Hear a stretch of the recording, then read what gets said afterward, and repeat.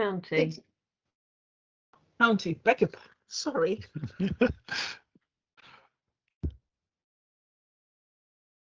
Good evening, members, officers, and any members of the public who are viewing the live stream of this meeting. Welcome to this meeting of the Joint Local Plan Advisory Group. My name is Councillor Dr. Tumi Hawkins, and I am the chair of the advisory group. The Joint Local Plan Advisory Group is a non-decision-making group comprising members of Cambridge City Council, South Cambridgeshire District Council, Cambridgeshire County Council, and its role is to provide a steer at member level for the development of land use plans integrated with transport strategy. We meet in public and our recommendations go back to the local planning authority for decision making. Members, I will now invite each of you to introduce yourselves. When your name is called, please would you unmute yourself and introduce yourself. As I stated earlier, my name is Councillor Dr. Tumi Hawkins and my vice chair is Councillor Thornborough. Councillor Thornborough? Hello, I'm Councillor Katie Thornborough. I'm the Executive Councillor for Planning at Cambridge City Council. Thank you. Thank you. Councillor Bick?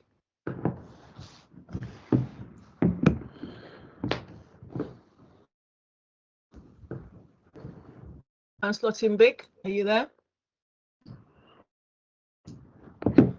I'll come back to him. Councillor Sanford? Thank you, Chair. Peter Sanford, Ward Councillor for Caxton and Papworth in South Cambridgeshire. I'm substituting for Aidan van der Weyer, who has had to drop out due to an employment clash. Thank you for stepping in, Councillor Sanford. Councillor Shayla? Don't think I've seen him yet. Councillor Smith? I'm Simon Smith. I'm City Councillor for Castle Ward and Chair of the City Council Planning and Transport Scrutiny Committee. Thank you very much. And Councillor Williams, I don't know if he's here yet.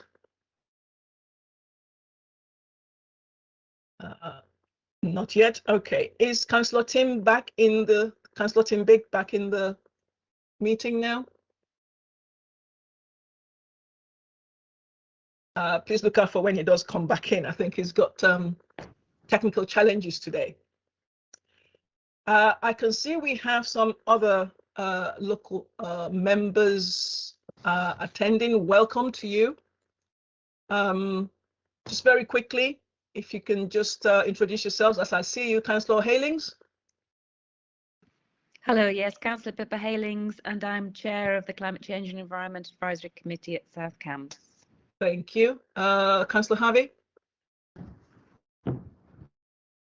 Yes, Councillor Harvey, I'm a member for Borsham Ward and I'm Pippa's Vice Chair on the Climate and Environment Committee. Thank you. Councillor Smart? Yeah, Martin Smart, Kings Edwards Ward Councillor and I'm on Planning Committee. Thank you. And Councillor Gawthorpe Wood, please. So I'm the reserve for Simon, Councillor Smith and Councillor Thornborough on this committee, member of So you're observing. Yeah. Thank you. I see Councillor Tim Bick is back. Can you introduce yourself, please, Councillor Bick? Thank you.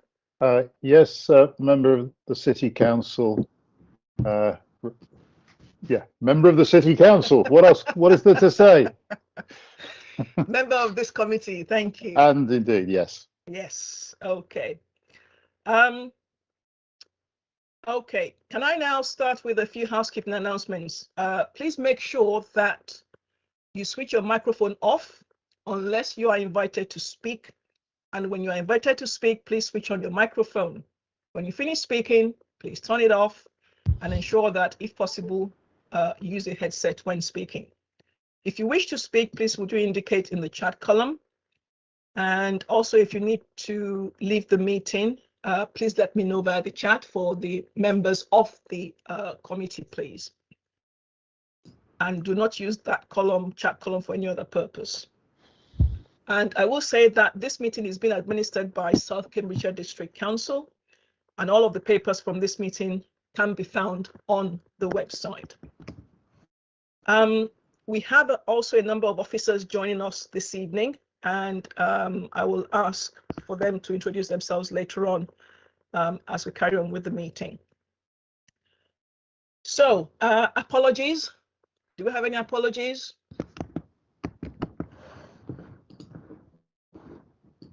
Yes, Chair. We've just received apologies from Councillor van der Veer, who Councillor Sanford has kindly substituted for. Thank you. Okay. Thank you for that. Any declarations of interest? If any members have interest to declare in relation to any of the items of business on this agenda. If an interest subsequently becomes apparent, then please just raise it at that point. Anyone with any interest to declare right now? Councillor Thornborough? No? No, Okay. no, I don't. Okay, sorry, I thought you were going to. Okay, we will move on to item 3, which is minutes of our previous meetings. We have 2 sets from previous cycle of meetings. The meetings held on the 8th of September 2021 and the 30th of November 2021. Do any members wish to make a comment on this meetings, on this minutes, please? It's a while back, I know, but can I take your approval by affirmation then? Yes. Yes. Thank you. Simon? I will take it by approval then, by affirmation, approval by affirmation. Thank you. The other set that we have for approval is the one from our last meeting, which we held on the 4th of October. So do any members wish to make a comment on these meetings, on these minutes? No. Right. It seemed comprehensive to me. So can I take approval by affirmation then, please? Yep. Thank you very much. Okay, members, we now come to item 5, which will cover the strategy and site sections. Hawkins, it's Councillor Halings here. I just had one query, which was on the minutes for I think it's the 8th of September. And I think it's just a mistake. It was on page 3. And it was saying that new areas of policy were highlighted under the following headings, and it has 6 of the 7 headings, but there are 7 headings. And so I just wanted to amend that. Climate change, well-being, social inclusion. So it misses biodiversity, but biodiversity and green spaces are still part of the. Thank you for that. Noted. Thanks. Because I assume it still is part of, because it seems to be in all the rest of the documents that we have. It is. Okay, noted. Thank you very much.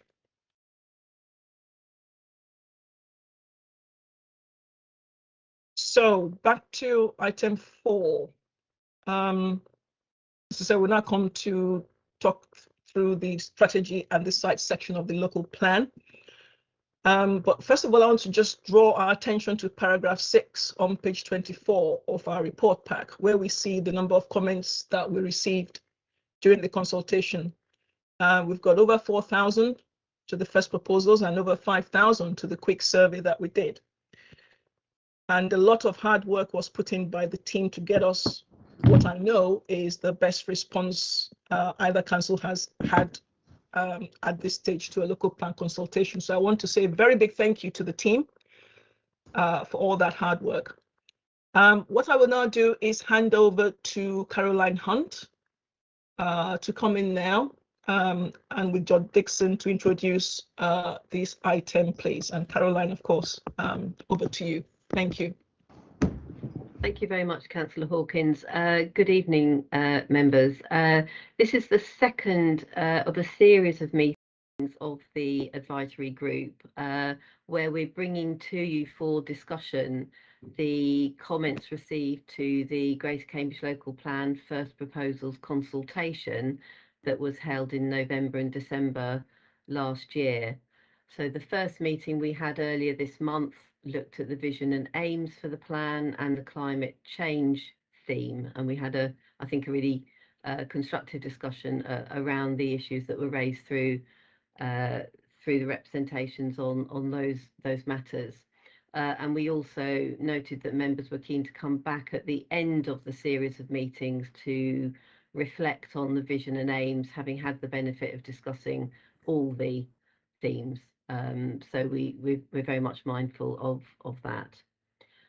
Tonight we're focusing on the strategy and the sites, and you'll have seen there's clearly this is one of a key issue for the plan and has raised a lot of interest.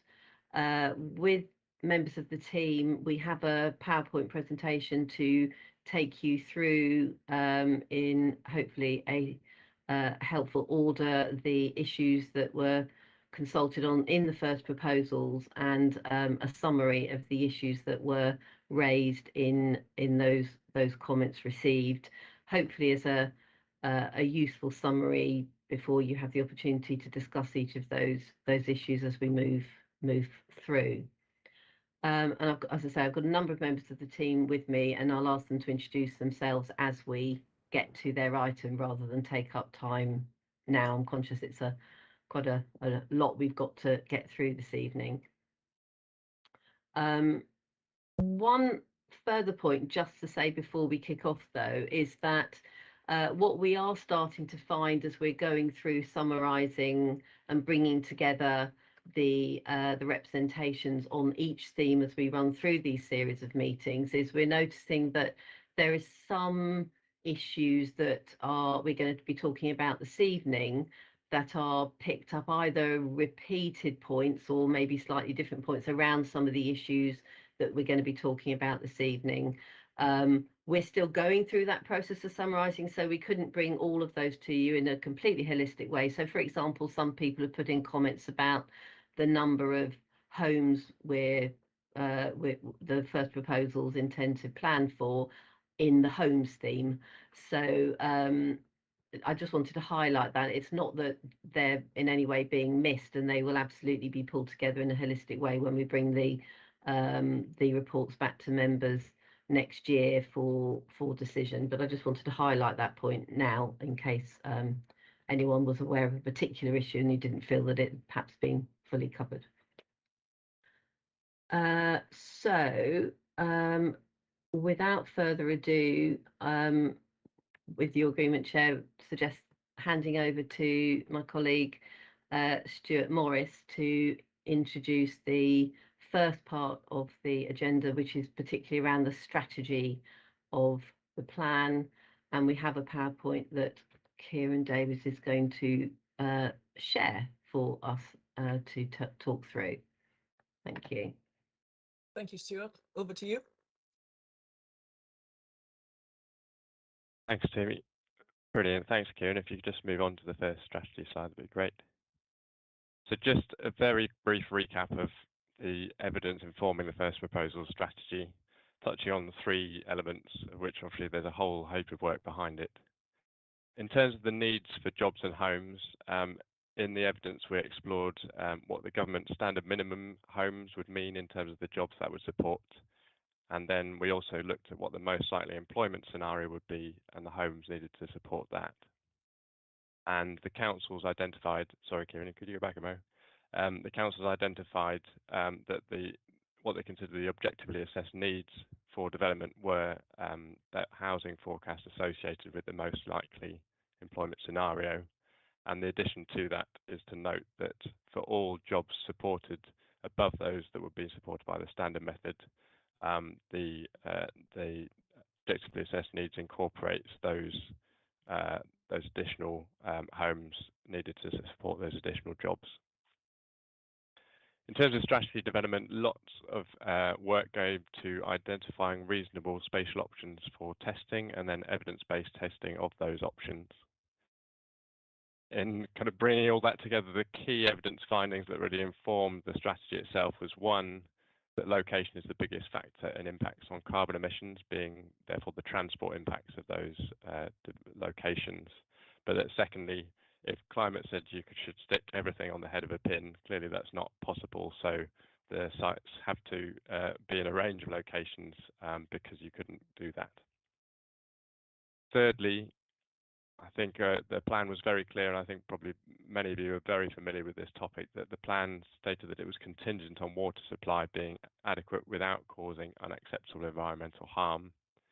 As I think you will be aware, our evidence on water noted the impacts on the chalk aquifer to the south of Cambridge, and the evidence said that it wasn't certain at the point of publication of the first proposals that the full objectively assessed needs could be met without causing unacceptable further harm to the aquifer. The water companies and Water Resources are currently producing their draft plans for the future, and we'll need to take that into account, and we'll pick that up later. So those are 3 key points to bear in mind when going through the representations. Thanks, Kieran. So in terms of what those objectively assessed needs for jobs and homes were, so the 58,500 was the most likely employment outcome that our consultants identified, and 44,400 homes were identified as being needed to support those. We are still working on our gypsy and traveller needs, but it's just to note that the policy will cover those needs as well as a range of specialist accommodation needs too. Next slide, please. So in terms of the representations provided by very many respondents, I think the key point to note is obviously we've talked about needs for jobs and homes. The representations to those crossover, I guess, in terms of the strategy, in terms of how the plan plans to meet those needs. And so there's a bit of cross-referencing needed. But in terms of the jobs and housing figures, comments, as you can see, mostly from agents and developers and landowners, welcomed the council's decision to exceed the national standard method. A lot also stressed the economic strength of Cambridge, and then also suggested that a higher jobs target or higher jobs forecast should be accommodated, noting that the employment study did identify a possible but less likely higher employment forecast, and those representations were saying we should be planning for that. Conversely, comments from different groups, including parish councils, community groups and individuals, noted that in general the negative impacts of growth, noted the issues of water supply and a range of other issues, including transport, quality of life, and a number of the comments, as I say, attributed to the strategy policy were questioning why we would want to, or why the councils would want to plan for more than standard method minimum. In terms of detailed comments, lots of respondents, again from the landowners and agents proportion of the community, were giving reasons for justifying a higher forecast. A lot of them put in detailed technical evidence challenging the methodology and suggesting that we should be doing more. Next slide, thanks, Kieran. A number of comments, in particular from, I think, maybe the community and individuals portion of the community, noted the impacts of Brexit and COVID, and suggested that given this is likely that our forecast might need to be revised down. In terms of industry, so promoters of specific sites, particularly from the logistics sector, noted that they thought that the councils had underestimated the need for that, and that there was an additional need to be met. And then in terms of moving from forecasts to planning, a number, again, of developers were promoting alternative housing targets and wanting the application of that target to be seen as a minimum rather than a maximum. Flexibility was requested, again, with the idea that we should be planning for more, so to allow for possible changes in relation to the forecasts. And comments noting, kind of again, conversely, that the higher growth level option will require infrastructure funding and the challenges of that. Touching back on the gypsy and traveller and residential caravan needs and other elements of the policy, there were concerns about the gypsies and travellers are providing an effective assessment of that need, and a comment from one developer about questioning whether it's realistic to provide sites as part of major developments. varied other comments about neighbourhood plans and residential mooring policy elements too. Thanks, Kieran. So moving on to the development strategy, just to take you through that before kicking off your discussion. In terms of what the first proposals plan said about translating the needs into provision, the councils included in the first proposals are roughly a 10% housing buffer on top of the housing need to provide flexibility to deal with unforeseen circumstances, and also in terms of employment, provided a significant employment supply to provide that flexibility. You can see in terms of the diagrams below that a good number of the sites were already in commitment. So on the left, the orange sites are already those commitments, and there was 19 new sites identified, which are the purple ones you can see on the left. And you can see the largest housing allocations on the diagram on the right. Next slide, please. So in terms of comments on the strategy, it's very difficult clearly to do justice to the full range of comments provided. We tried to group the appendix into topics including kind of overarching strategy, references to the kind of sub-regional, regional planning, spatial directions for growth, economy, scale of development sites, water, transport and other infrastructure, as well as the justification for the strategy. So that's just to give you a flavour. Returning to water, so a very significant point obviously relating back to the contingent on the water supply, Environment Agency and Natural England stated concern about whether the growth could be sustainable without causing further deterioration to the water environment. And they, together with the water companies, expressed their intention to work with the councils to explore the issue further.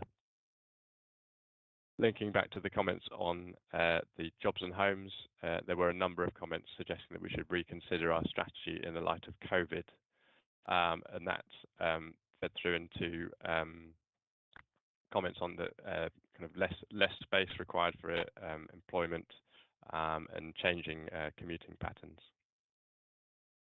In terms of the overarching development strategy, which, just to kind of recap, was a climate-focused strategy, trying to focus development in locations that reduce the need to travel and in locations with existing and committed transport links.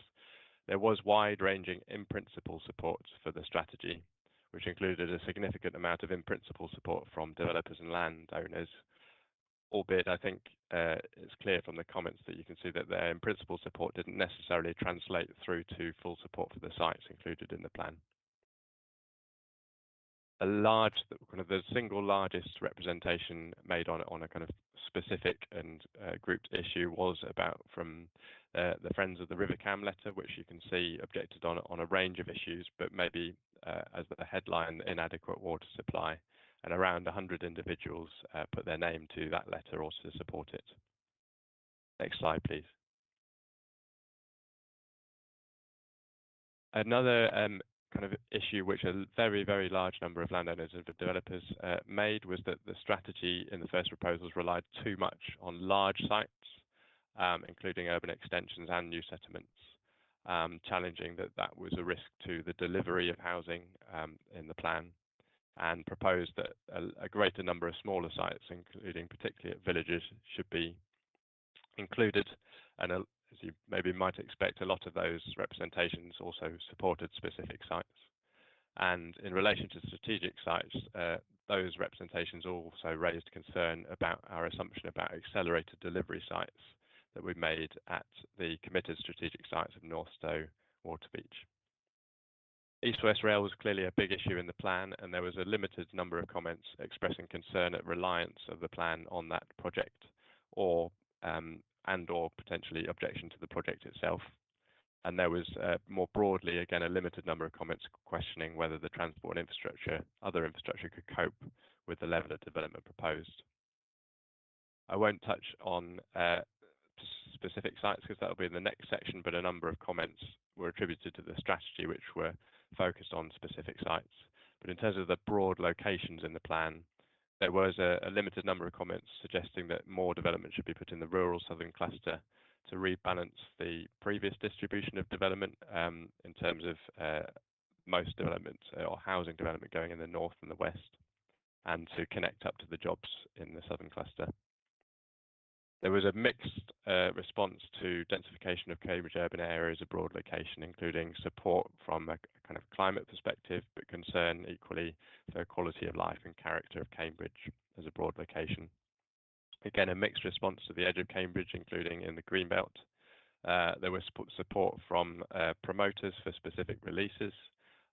Affected parish councils such as Teversham were concerned to seek greater separation between those new developments and their villages surrounding Cambridge. And I guess conversely to the point about that developers might have made at the top of the slide about proposing a number of smaller sites in the villages, there was support in the main from individuals and parish councils for the limited amount of rural development proposed in the plan. Thanks, Kieran. I think that takes on to the next part. And then just to touch briefly, so also in the strategy were the settlement hierarchy and settlement boundary policies. The settlement hierarchy policy grouped or categorized every village and town and even Cambridge in the plan to then identify what might be suitable as a windfall development, as in an unallocated development coming forward at the location. And the settlement boundaries policy stated the intention that every settlement would have a defined boundary, which would then inform what would be allowable within this development boundary, with the outside of the development boundary being within the rural area. Next slide, please. And so there was broad support for the settlement hierarchy approach with mixed views on a number of different points, and particularly from developers questioning the approach and suggesting a different approach. For the settlement boundary policies, maybe as you might expect again, so parish councils and individuals supported the general approach and principle, and developers were seeking greater flexibility or suggesting to take a different approach. Thanks, Kieran. So just to touch very briefly on the next steps for the policies we've just taken you through. In terms of the overall strategy, we're reviewing the needs for jobs and homes to take into account latest data, including COVID.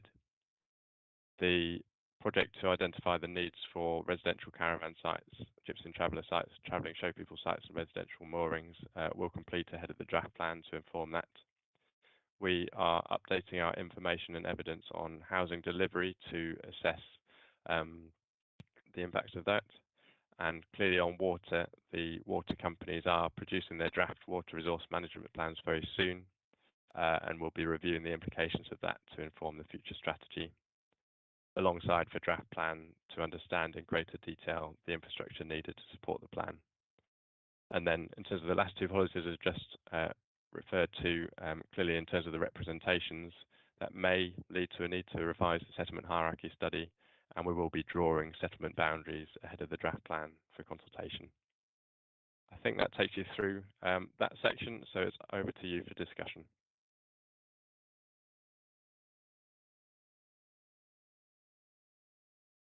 Right, thank you for that, Stuart. That's quite a lot of information that you have summarized very well, I must say. I found it quite interesting actually reading some of the comments,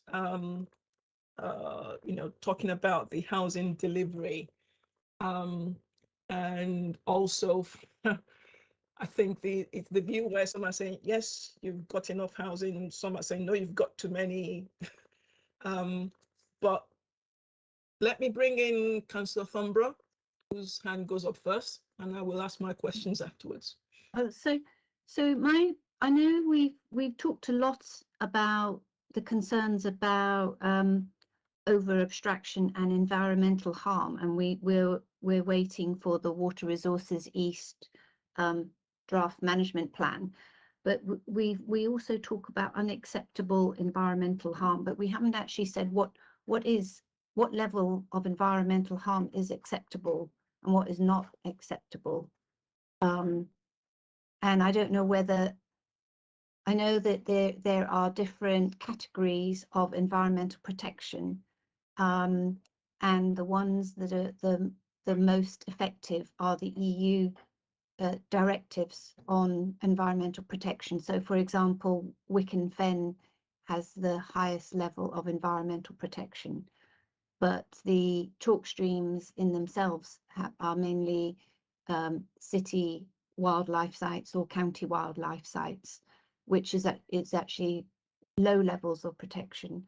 But we do know that the feature of themselves as chalk streams is really unique in this country, running from from here down to the south coast and also in France. So it's, and I think that's it. So it's a very unique geological formation, but that in itself doesn't provide environmental protection. So when we kind of have an idea about what we want and what we don't want, but how are we going to make a judgment on that?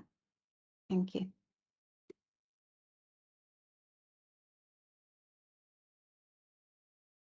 Thank you, Katie. Can I just ask if any of the members of the group have a question to do with the water issue before I ask Stuart or Caroline to comment?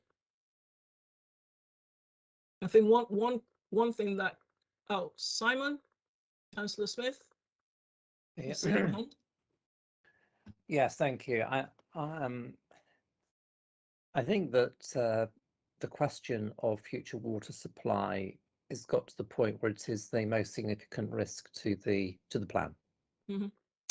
And it appears that the proposed investments that the water companies are proposing will take a long time to come, here's a pun, on stream.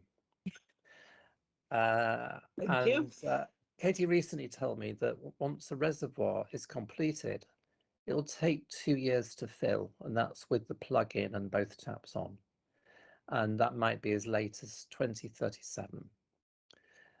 Now, we are a bit powerless in this respect. And I think that this raises the need for a wider look at how infrastructure, all the required infrastructure, is planned and coordinated. But water is the top of the list. But we'll come on to that infrastructure planning and coordination issue later, if we may. Okay, thank you, Simon. I will exercise my chairperson's right to call on Councillor Pippa Heylings very briefly, please.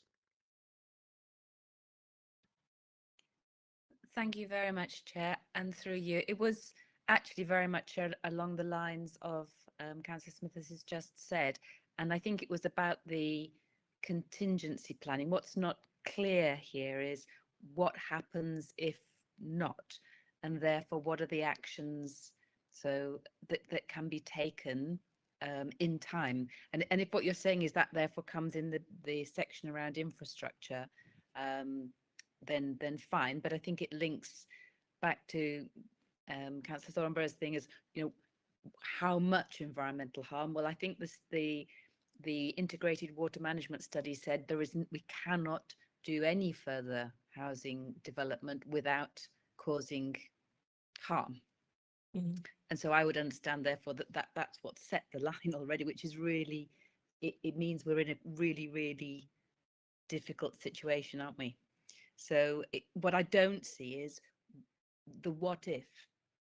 That's just what I don't see in terms of the contingency planning, Councillor Dr. Tony Hawkins. So it would just be, where that is dealt with.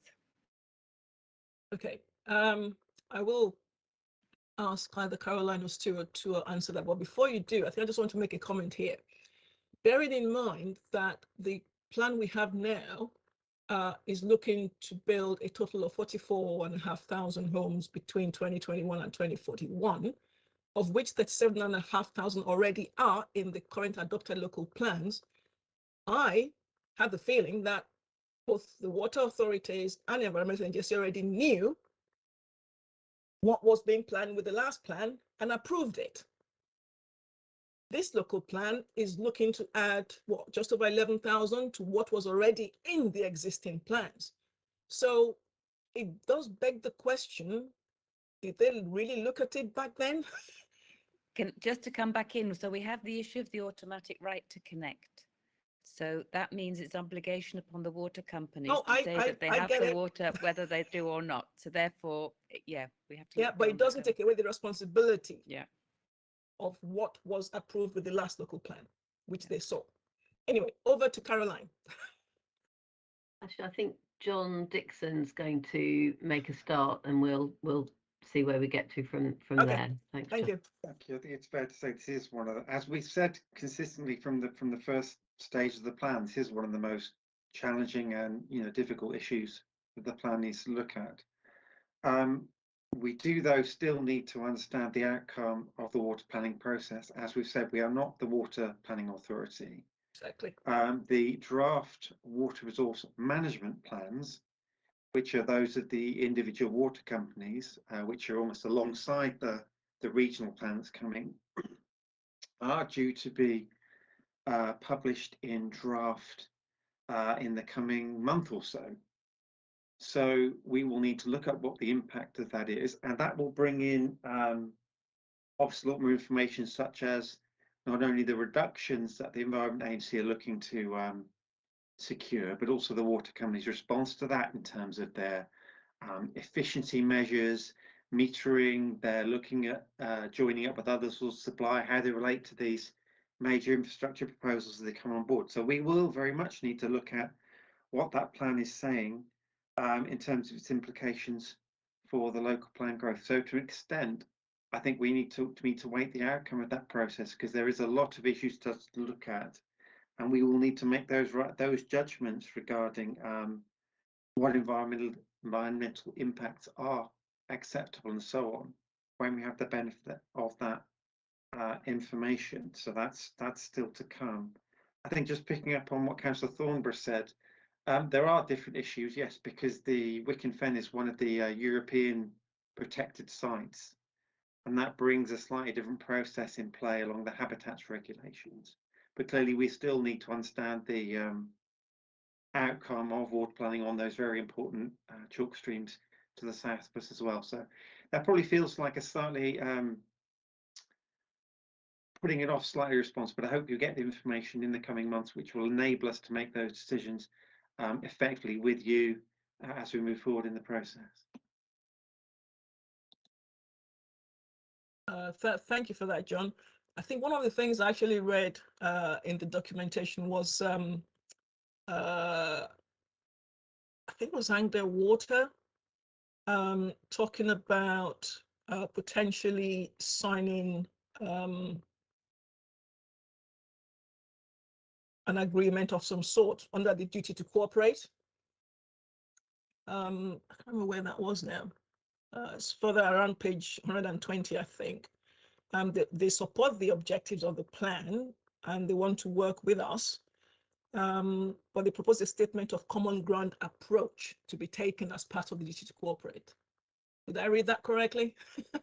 Yeah, so what we normally do with duty to cooperate bodies and major infrastructure providers is to try and come up with a clear position where we understand the position that we show we've explored with these providers, that how infrastructure is going to be delivered to meet needs, for example. I mean, we've done this before on wastewater, for example, where we work to demonstrate that there is a clear method, for example, of serving wastewater on a site, and that will come forward, and there's commitment from the bodies involved. So I think they're highlighting a desire to work with us, and hopefully the water companies and WRE can continue to engage in our integrated water management strategy, because we very much need their input and information and understanding to be able to have an effective evidence base. Okay, thank you, Jonathan. Councillor Tim Bick, please. Yeah, I welcome the fact that that we're maintaining this priority of water dependency in the view we're taking of the future local plan. And like Councillor Smith, I think I'm kind of impatient for us to sort of substantiate our judgments on this, because apart from the fact that saying there's a water dependency, I'm not quite sure how that we know how we're going to express a judgment about changes in water infrastructure when we know what they are. There seems to be a lack of granularity in what we're actually saying in relation to our development numbers, and I'm kind of quite keen that we should get to that. And the other question I have is that it's clear that we have got an idea of the priority of water dependency in our plan, as a plan we would submit. Where does that sit in relation to an inspector evaluating our plan, or is that something that is only in our minds? I wonder if someone could shed some light on that. So the European directives that Councillor Thornborough mentioned and Jonathan alluded to too, aren't those going to be scrapped by government soon? Good question. Who knows? Well, I thought that was the case. I thought by December 2023 they will be gone. There was a news report today that the new Prime Minister has done a U-turn on that, but I haven't seen official confirmation. Can you come in one at a time, please? Yeah. Right, Councillor Bick, is that that's hand from your previous question? Thank you. Councillor Shayla? Forgive me if I'm wrong, but I had the impression that the extraction of water from the aquifer is unsustainable now, and so the need for more water resources is already urgent, even if we don't do any development. So that will have to happen anyway. In the meantime, I want to know if this is actually a showstopper or not. There are plenty of parts of the world where water is trucked in, where there is, water rationing. There are different ways of doing things, which we may come to if we have more summers like this one anyway. So are we getting the kind of cart before the horse and saying that, well, if there's not that water, and then we're all going to run out of water anyway? So is that really a showstopper? I will ask Caroline, who wants to answer that. I think for me, it still comes back to this issue of we already have adopted local plans, which the water authorities were supposed to be providing water for, and it is their responsibility, frankly. But I'll hand over to Caroline and the team to give us some comments back. Well, I'll start, and then I think hand over to John on some more of the detail there. I mean, members are absolutely right. This is a really significant issue for the local plan. We were very clear about that potential in the first proposals. We went as far as explaining what we may need to do, what steps we may need to take if we concluded that there was not adequate water supply to deliver on our objectively assessed needs, which includes a range of considerations such as a stepped housing trajectory that takes account of the dates at which increases in water supply may come forwards, recognising, yes, the reservoir is some considerable way off towards the latter part of the plan period, but we really need to see what the water companies' management plans say about what they may be able to do in the interim, not only the efficiency measures, but also things like piping water from other parts of the country, which we know is something they're exploring. But until we see and have the information from the water management plans, and our consultants have worked out what that means against our planned housing trajectory, both for our existing supply as well as our new supply, I share your Councillor Bick, your desire to get to an answer really quickly, but I think we really do need to see what those water management plans say, what the Environment Agency says about them, because ultimately the Environment Agency, we know, shares our concerns about the environmental impacts, and therefore we need to know what they think of the water companies' proposed plans to deal with the water supply issue.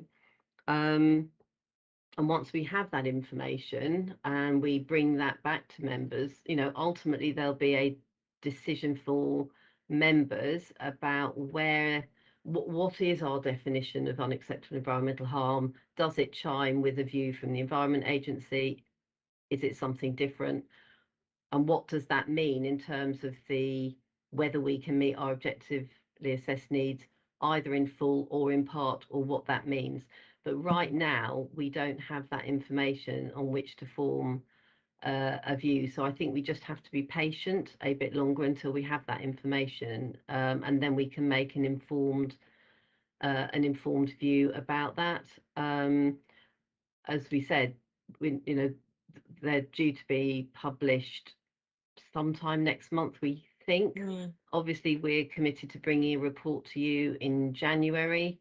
We'll see how far we can get in understanding what those plans tell us by the time we, bring that report to you. But we'll absolutely be bringing an update to you. And obviously, that meeting is a stepping stone towards the draft local plan that we're aiming to bring to you in the summer. But there'll be an opportunity to discuss it, hopefully, with some more evidence when we come to you in January. John, do you want to say a bit more about kind of some of those other aspects, and particularly the comment around a showstopper and so on?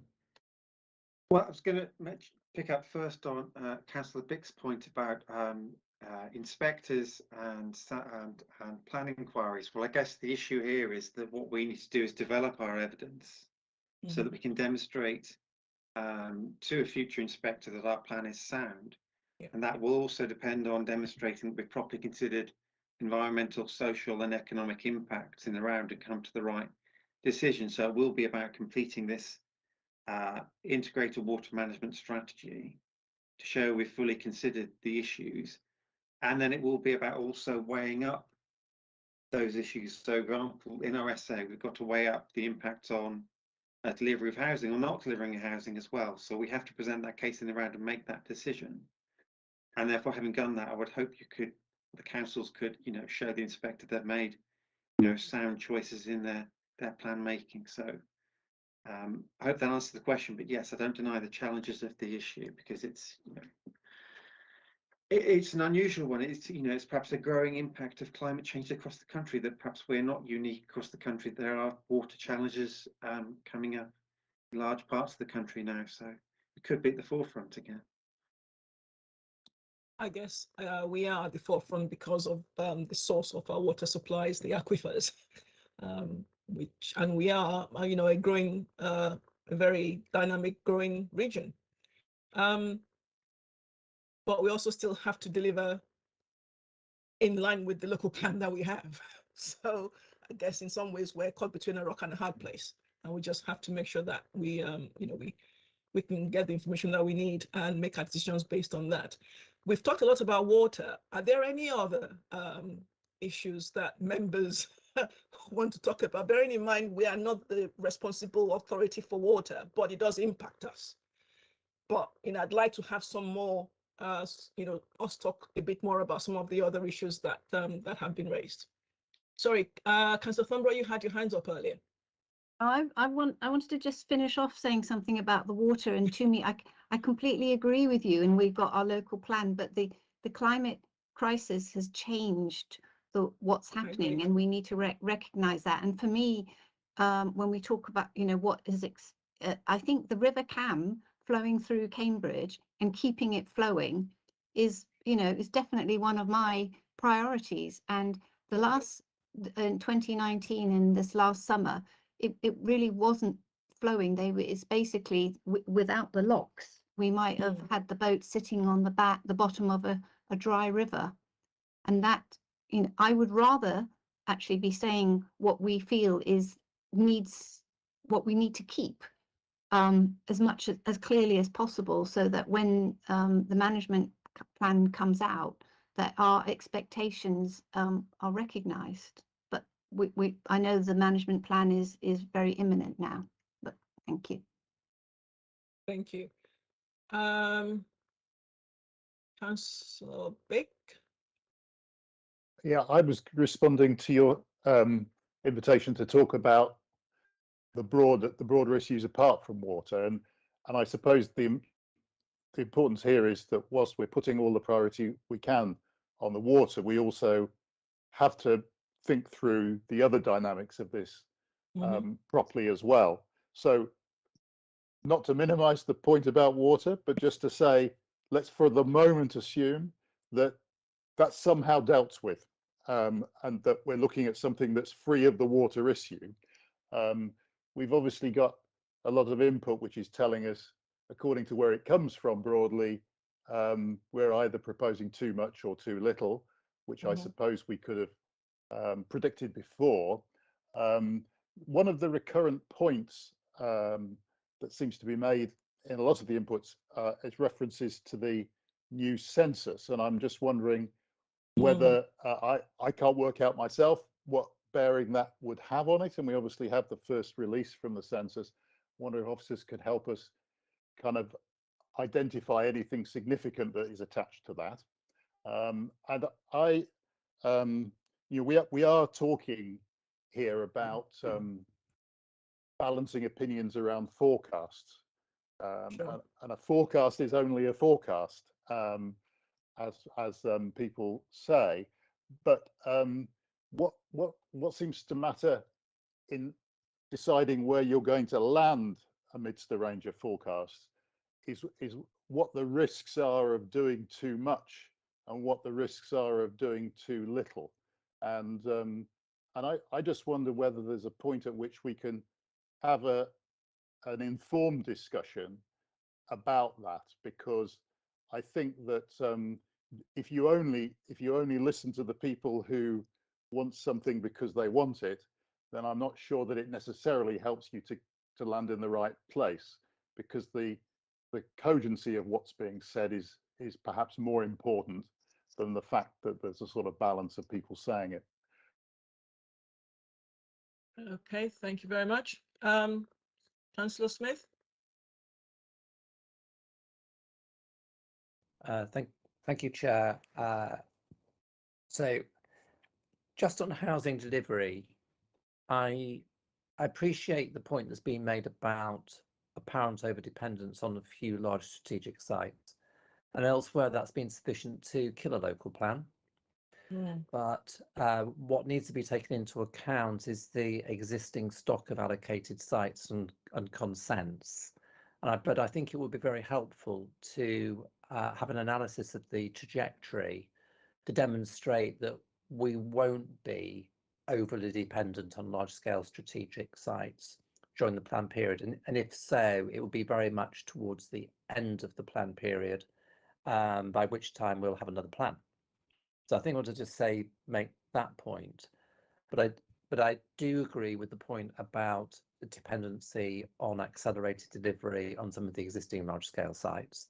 I think that is that one is very difficult to argue against, either for or against, because housing delivery is subject to cyclical, well, just economic cycles, and we're going through one right now. Bottom of a cycle, and I expect to see house building slow quite considerably over the next few months. But over a planned period, obviously it all levels out. But then this raises a question of housing tenure, and under the current planning policies, at least the city plan, we negotiate 40% affordable dwellings mixed between social and affordable, and the affordable includes mixed tenure and different types of tenure products. But because the demand is for 1 and 2 bedrooms apartments, what's happening is that the floor space is considerably less than 40% of the total floor space. So the question arises is, should we really be negotiating for 40%, not of the dwellings, but of the floor space? Because under the current arrangements, we are simply not meeting the housing needs of people who cannot afford to buy in the market, which is essentially geared to serve people with either high incomes or existing equity in housing or dependency on the bank of mum and dad. And so that is a question I think we need to explore in other detail. I think the other big ticket infrastructure issue that concerns me is the one about the electrification for heating and transport. If we're going to meet our zero carbon targets, this is an essential precondition. And my understanding is it will require a threefold increase in current supply, and that in turn requires substantial grid reinforcements.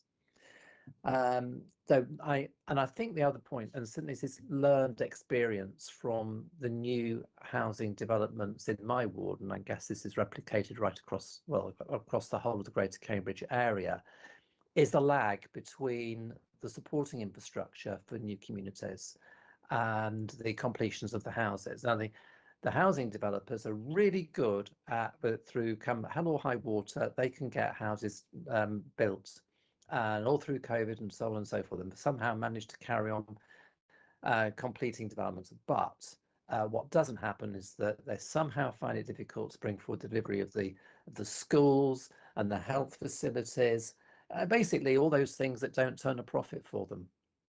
And I think this is not the best way. This is not good placemaking. And I think we need to be much clearer about our expectations for advanced infrastructure. And this is obviously going to require coordination with all the other public services too. Otherwise, we're just building places that just look anywhere else in the country, and people existing communities will be disenchanted with this growth agenda because they're seeing they're bearing a price, because they can't get appointments at their GP, because there isn't a new GP surgery being made available. And then one item which we need to pay close attention to is the provision of future layoff space for buses. Now, we currently have two depots, one at Cowley Road, which has 130 places, and one at just outside Fenstanton, which has 70. But the ambition is to double the number of buses to about 400. And Cowley Road is the subject of a requirement for relocation of that depot. So essentially, we're mainly looking for a depot with 330 spaces, subject to the detailed studies and analysis that will inevitably need to be carried out. But big picture, we need those 330 spaces, and there's nowhere in the city to do that. And then we've got the green belt. Just exactly where are those buses going to be? Now, the Area Action Plan was talking about bringing that forward in 2031, but GCP is talking about ramping up bus services from 2026 and having it full on by 2028, or is it 2027? Councillor Bick will correct me on that point. But nevertheless, the substantive matter is that we need to start looking about how we're going to cope with that piece of infrastructure. So otherwise, all the other investment for sustainable infrastructure is lined up. It's just these supply side elements of it that now need to be given some thought and urgent action. Thank you, Councillor Smith. That's quite a fair bit of points you've made there, but nonetheless, important points. Interesting your point about 1 and 2 beds leading to less than 40% of housing space. Interesting to hear what perhaps Caroline or John might have to say on that. I'm going to need to move us on very quickly, but before I do that, and we come back to the potential answers, can I call on Councillor Shayla, please? Thank you. Just we have a lot to talk about tonight, so bear with me if I move us on quickly. And this leads on nicely from what Simon was talking about. The feedback is coming from the existing communities, and they're usually looking at what they're going to lose. So it's quite skewed towards the negative kind of comments. Whereas I like to see the developments have the potential to improve things, and given that water is already non-sustainable, the development itself will bring something that's more sustainable, but also improvements in passenger transport and in active transport and improvements in biodiversity. So, these sort of things are improvements for the existing communities as well. And I don't see very much emphasis put on that. I'd like to see more emphasis put on, what we all gain from development as well as, what we lose. Okay. Thank you. And last but not least, Councillor Heylings. Thanks very much. I'll just put in the chat now, but I think the utility infrastructure constraints that have been mentioned, and I think just going back 2 minutes, you don't want to, but in terms of whether or not we're the only place that's facing water constraints, given climate change kind of impact advances, we're not.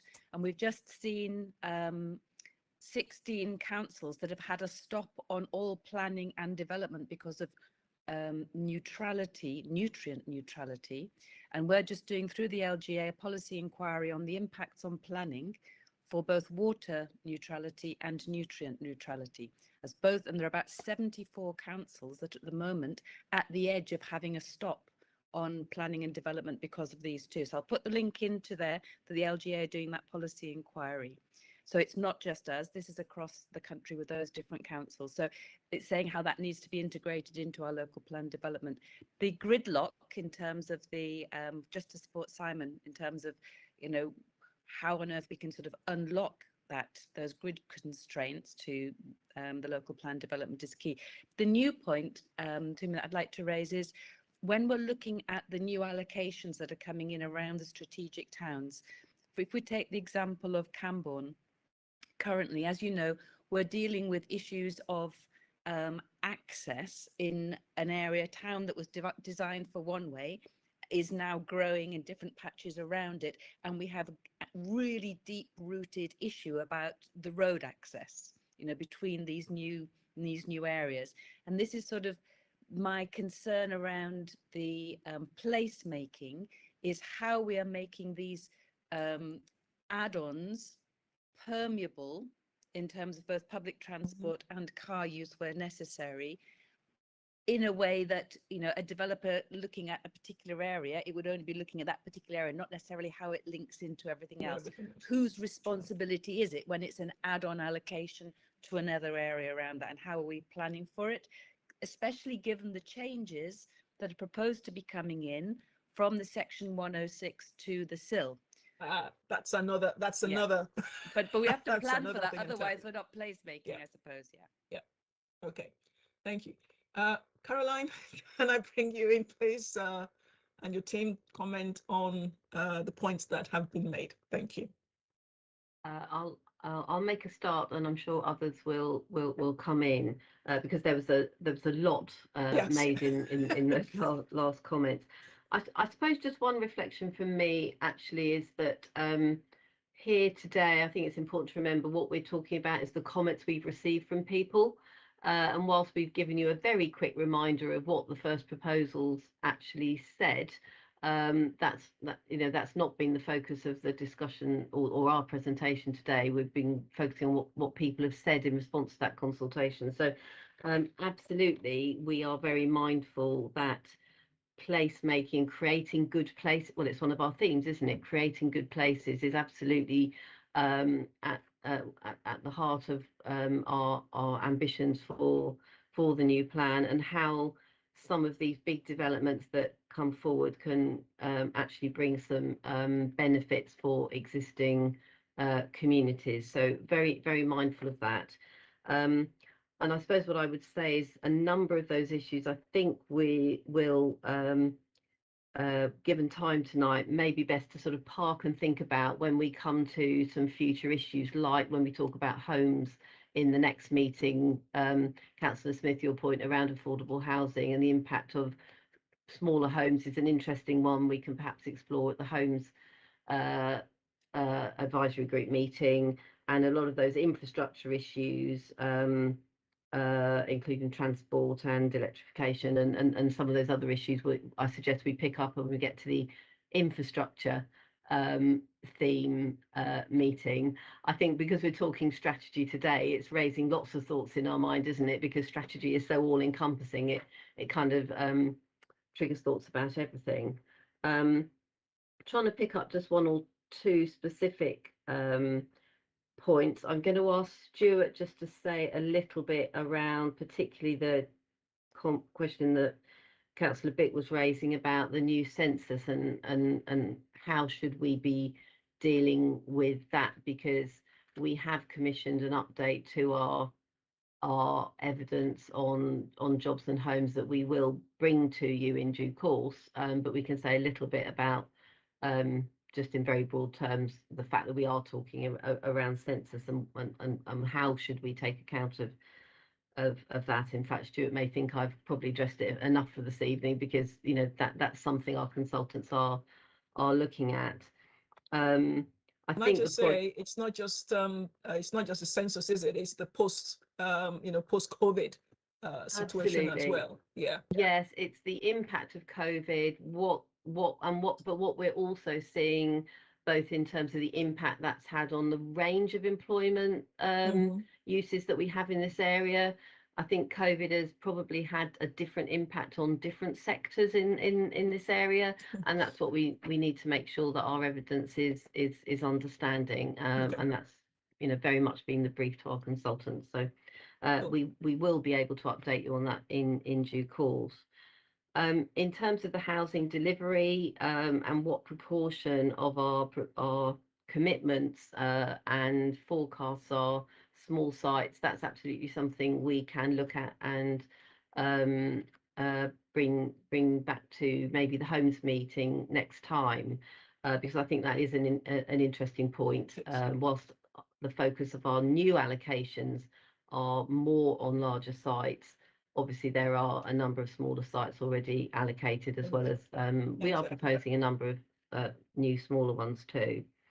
I think I've hopefully sort of mentioned the other points that Councillor Smith made, those things to pick up in future meetings, recognising that they're all very important issues for us to think about. And permeability of yeah, absolutely. sites. I mean, we're really mindful that in our new developments, actually how they can be effectively served by public transport is really important. So places like Cambridge East, where we're saying that can only come forward with the second phase of the Greater Cambridge Partnerships Eastern Access Schemes, it has to have that, that dedicated public transport facility to serve it. And how these places knit into the existing communities, and Camborne is a really important one around that, perhaps even more than places like Cambridge East. So we're very mindful about the importance of seeing how these places connect into our existing communities, and hopefully do bring benefits to those communities as they come forwards. I hope actually I may have covered off most of those points. If I've missed anything, please prompt me, but I'm also conscious of time as well. I think yes. I think you have touched on most of it. Stuart, do you want to come in quickly, and then we can move on to the next on the sites overview, please? I think I'll probably say that Caroline's covered it in overview, Okay. so I'd probably suggest move on. Okay. All right. Let's move on to the next one then. Thank you.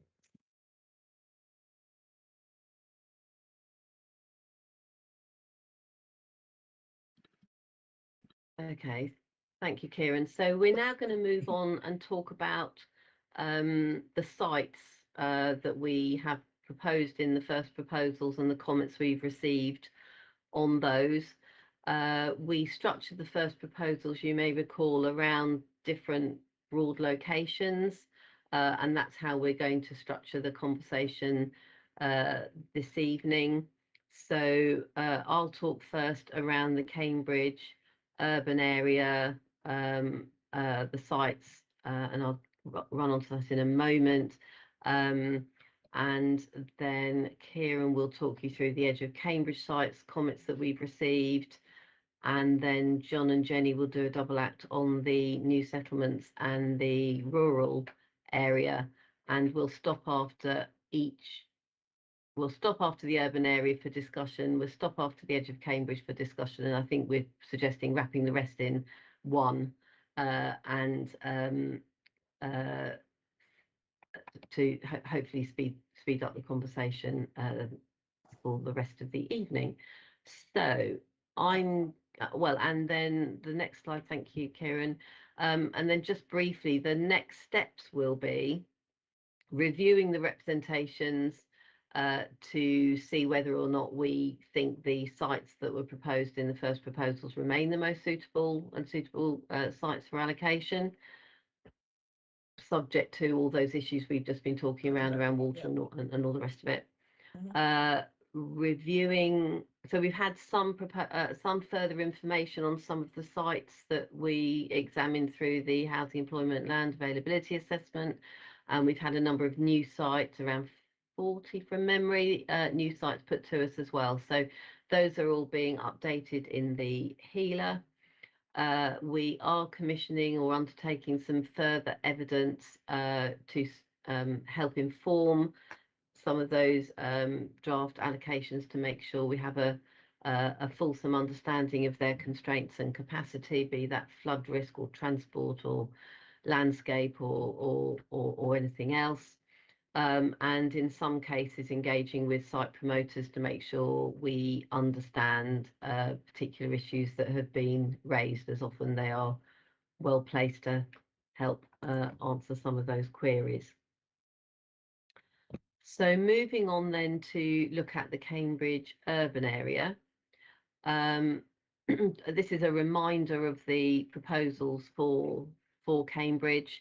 The main proposal was for the North East Cambridge area, and that very much drew on the proposals in the North East Cambridge Area Action Plan that members agreed the proposed submission draft of in January. Clearly, we will still need to look at the comments that people have made through this consultation and confirm if our current view, the decision that members took is still soundly based. We'll come back to West Cambridge when we talk about the edge of Cambridge, because we've looked at it together with the North West Cambridge Eddington site. And there were a number of either existing or proposed allocations, areas of major change, and opportunity areas within Cambridge, including one or two new ones around the Beehive Centre, around Newmarket Road, and around the Castle Hill, Shire Hall area. So issues arising, looking first at North East Cambridge, where clearly, we received a number of comments on this. A lot of the comments we received were objecting to the development and the policy approach, particularly focusing on reliance of the relocation of the water treatment plant to Greenbelt land. Clearly, members were aware of a lot of those local concerns at the time that the Area Action Plan was considered in January.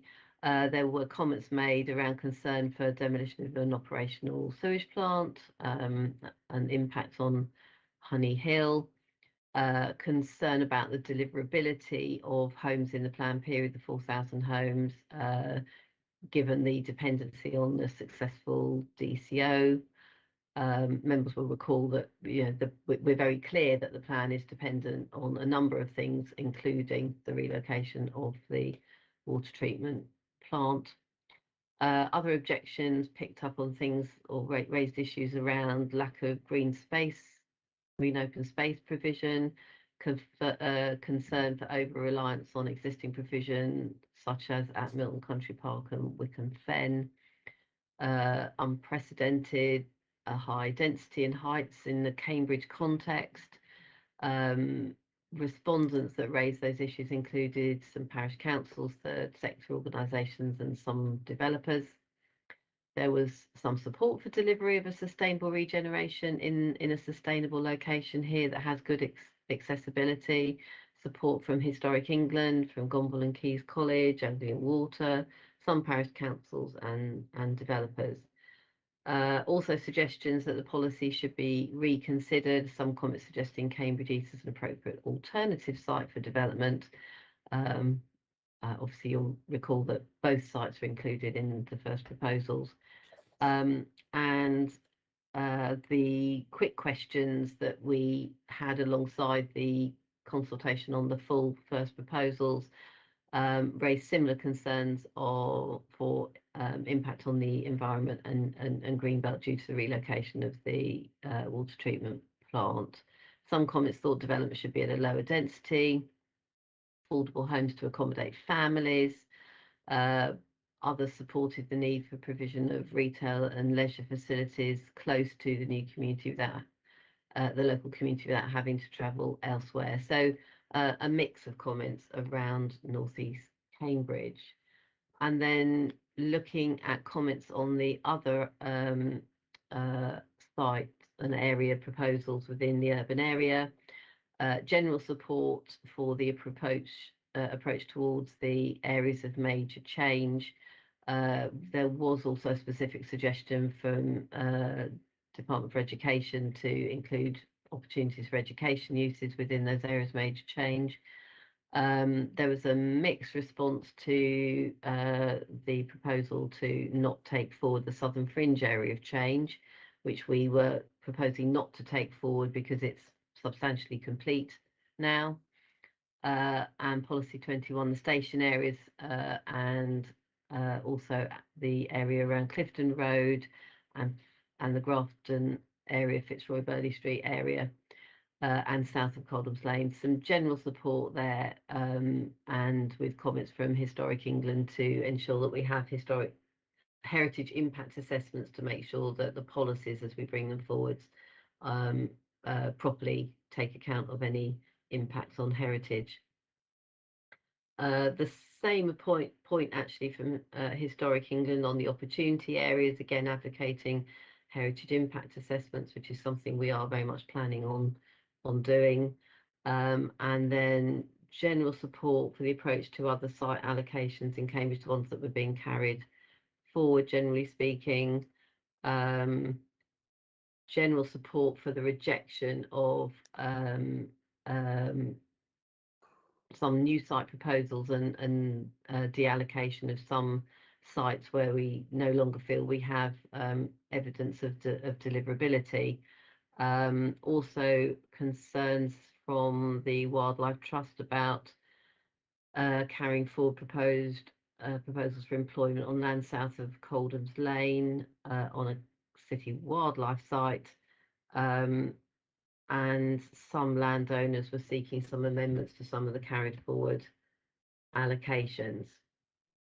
So that's a quick canter through the representations made on the Cambridge urban area, and we'll pause now for members to discuss any issues they'd like to about that.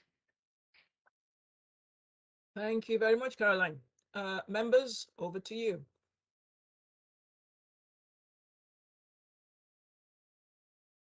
Councillor Thornborough.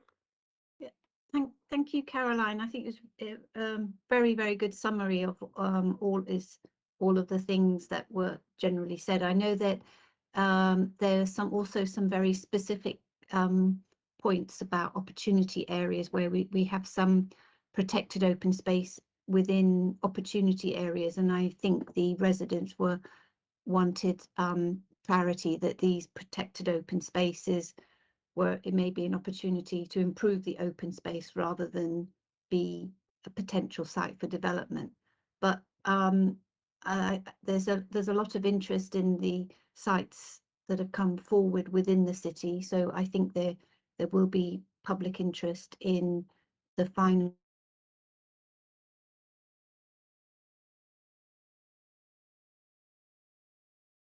We've lost you.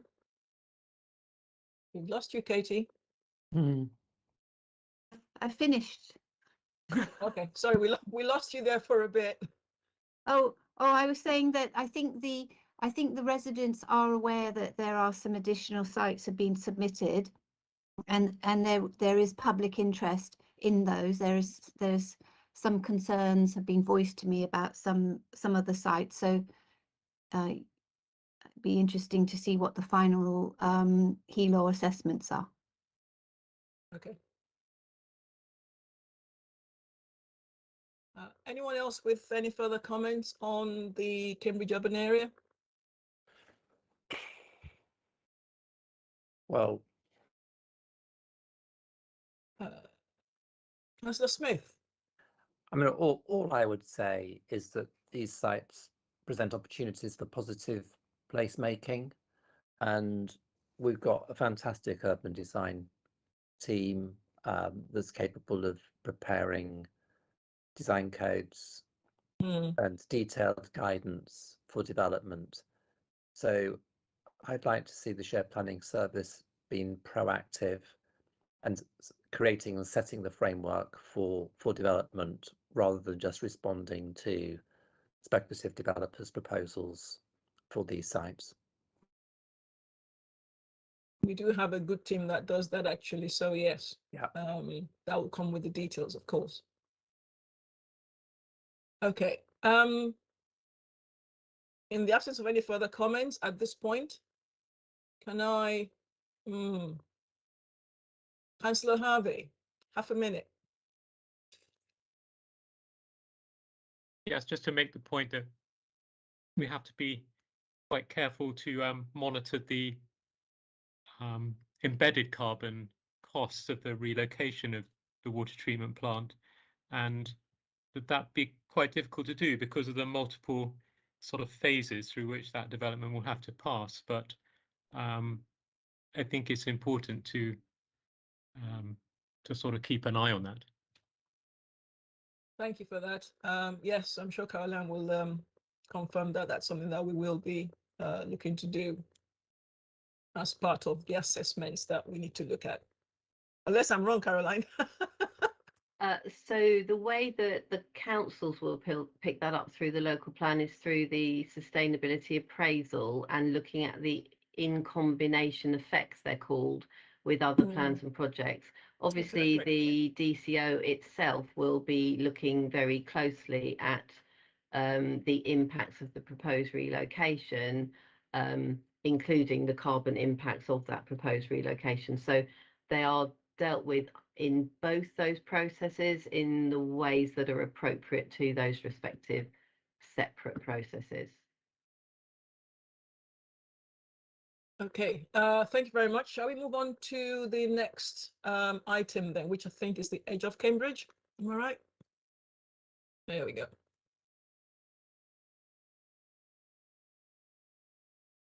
Hiya, good evening.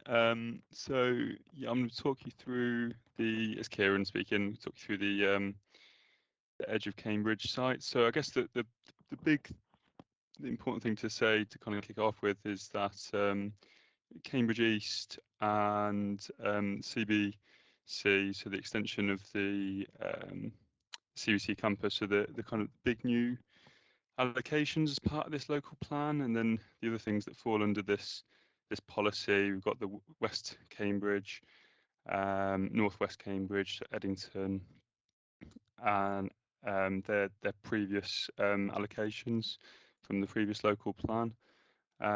So moving on in terms of the representations that we received. So for Cambridge East, we received, and the maps show it on the right where they are.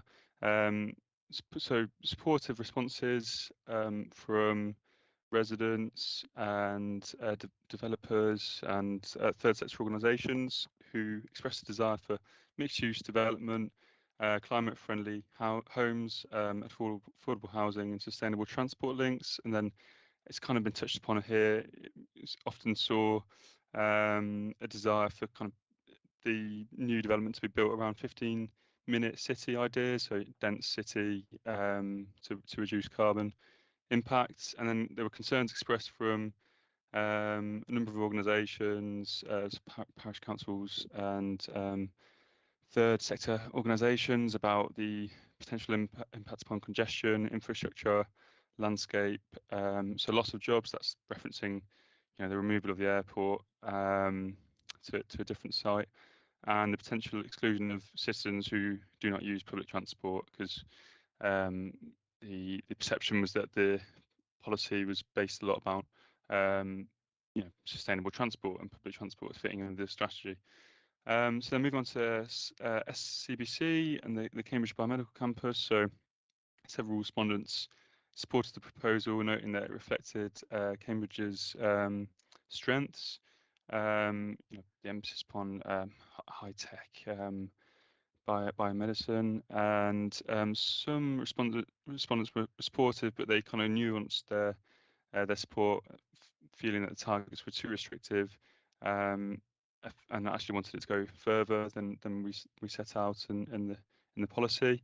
And there were quite a few other responses from citizens and kind of local resident groups, hoping that this new development would offer an opportunity to include permeability in the campus, and that there would be a new master plan to improve traffic flows, and things like amenities, and I think shops were mentioned on the campus as well. Some respondents questioned the need to expand the campus after COVID-19, questioning whether the employment numbers were needed, and then others also objected to concerns about sustainability, flooding, and the potential impact of the development upon local bird life. So that came from a lot of local citizen groups and resident groups, and there was also one other representation I'd add, which thought this proposal offered opportunity to rebalance the kind of research and hospital balance of development on the site. So then moving on to the other existing allocations, I'm conscious of time, so I'll try and be quick. So Northwest Cambridge, so Eddington, there were the concerns about potential generation of additional infrastructure needs. So that came from a variety of citizen groups and third sector organisations. Other respondents were concerned about whether the site could accommodate additional housing and potential impacts on pollution, amenity, etc. And then the University of Cambridge, owners of the site, supported the allocation of additional housing, the provision of affordable housing, but disagreed upon the single site approach suggested in the policy. So moving on to West Cambridge. So again, the University of Cambridge, as landowners, their representation is very, very important to read.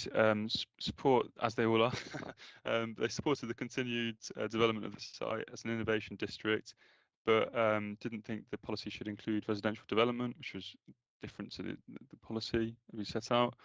And other respondents focused upon the need to provide good transport links and sensitive consideration of the historical environment. So that came from historical and that particular concern. And moving on to S/EOC. So this was a kind of a bit of a agglomeration of all the different other allocations that fall under the Edge of Cambridge policy grouping. So parish council, so there's a variety of different single sites. So parish councils outlined need to prevent urban sprawl and emphasise how new developments must be sensitive to the landscape and natural environment. A number of site promoters argued that existing allocations should be reviewed and not automatically carried forward. So they're asking for the incorporation of different sites, more in their views, more sustainable villages for more growth. And then there were also a number of kind of very specific comments about specific sites relating to drainage, loss of green space and access, and you could see them through specific sites such as Darwin Green and the Bell School, amongst others. That leads to the discussion.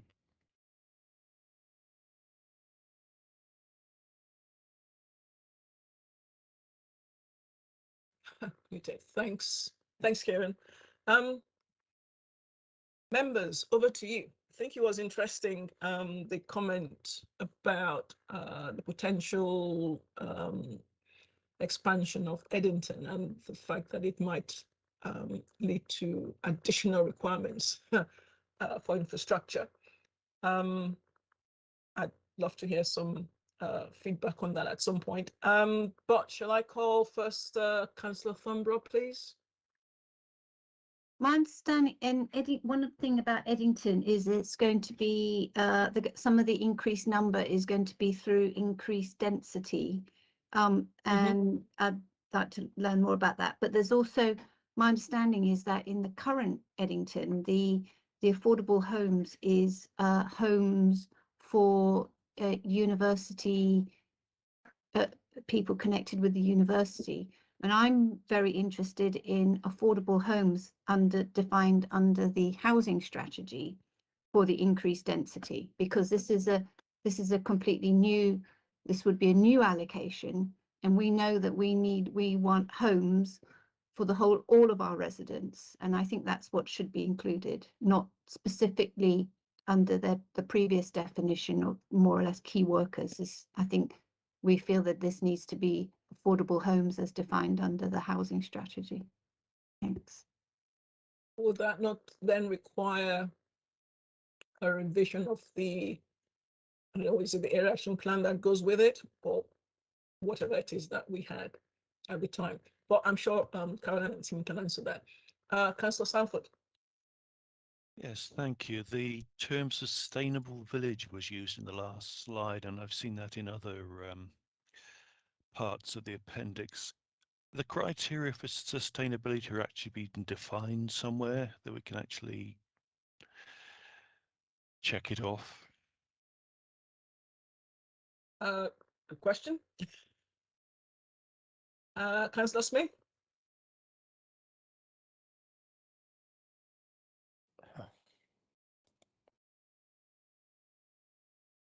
Can't hear you. On the question of Eddington, the university wants to change the fundamental terms of the area action plan anyway. So through their ambition for intensification. So so everything's back on the table. So that's my view on that one. Okay. Caroline, is that something that you can comment on, please?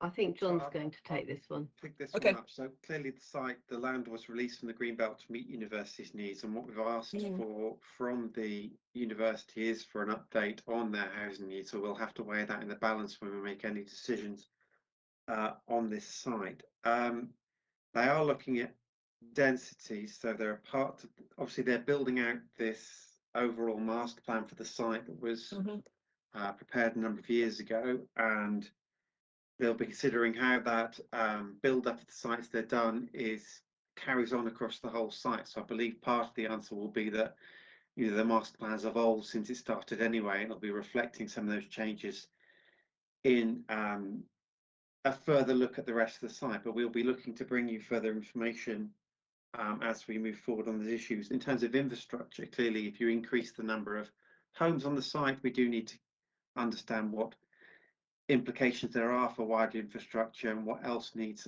investment to go with it. So all very live issues and useful feedback of issues that are of interest to you for us to make sure we look into. Thank you, John. I think I read something, one of the comments that came back as well, probably on another strategic side, was updating the area action plan. Can't remember which one it is. It'll probably come back to me. I suspect it was not still, but there we go. Obviously, these were things that were set back in place, I don't know, 10, 14 years ago.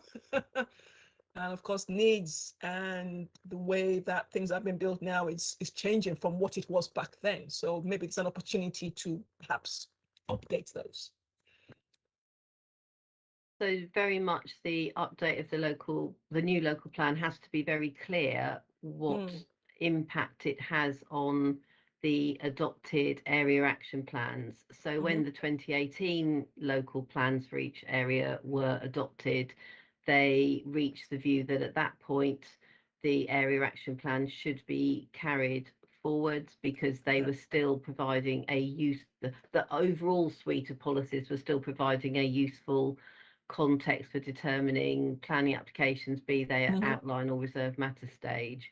Obviously, we'll need to consider on a plan by plan basis whether that continues to be the case for the with the new local plan, particularly as you say with the increasing environmental standards that we're looking for in the new plan, and so on. So for example, with the Cambridge East Area Action Plan last time, we carried it forward, so it's still part of the development plan, but the allocation policy was updated by the safeguarded land policy that's in the 2018 plan. So it's possible to retain parts of plans if they're helpful, but supersede specific policies if they're updated. Clearly, you may get to a point where there's so little of the original plan that's useful, you try to cover that off in your policy in the new plan, and we will have to reach that on a site by site basis, reach that judgment as we move forwards. I would say I don't think we've explicitly reached a view to recommend to you on each of those at this point, but we will clearly need to do that before we bring the draft plan. Okay, thank you very much for that clarification, Caroline. Right, do we have any further comments on the sites on the edge of Cambridge?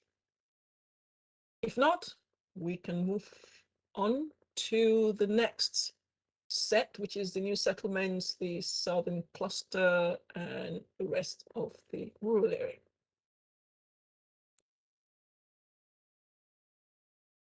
Sorry, it's gone back to the start. I'll just get to the right place. As good as it was, we don't need to go over it again. I don't think we want to go back that far, do we? There we go. That should be. Thank you, Stuart. Here we go. I think I'm picking up this one. So the first proposals didn't propose additional development at Northstowe or Waterbeach, but it did, reflecting our housing delivery study evidence, identify that it was considered that the rate of delivery, the annual rate, was considered capable of being relied on slightly higher than in the current plans. Where we did propose further development, though, was Cambourne. The first proposals acknowledged that East-West Rail what was being promoted and suggesting a railway station at Cambourne. We didn't know where that railway station would be located or the specific timing at that time, so Cambourne was identified as a potential for future location for growth, and an amount of growth was included in the trajectory, but not a specific site. The feedback on new settlements in some aspects was quite similar to some of that on the delivery strategy, where there were comments on the amount of development you rely on annually from those sites, with many particularly alternative site promoters seeking to argue it should be a lower rate, therefore increasing the amount of development you might need elsewhere. I think the key issue also was infrastructure, with concerns about, well, if development is taking place faster, making sure that that infrastructure comes alongside that growth to make sure needs are going to be met. Some specific comments on places like Northstowe was to make sure the water environment is properly looked at alongside development. In Waterbeach at that time, the neighbourhood plan was still, I think, in preparation, possibly, or not as far advanced as it was, so make sure that's taken into account. And again, making sure the transport infrastructure was properly considered for that development when it comes forward. Bourne Airfield, the soft promoter actually promoted potential for higher delivery rates in that location. There were some concerns about the current employment developers on that site, making sure that development that came forward was compatible with those current uses, and Cambourne Town Council highlighting the importance of transport links.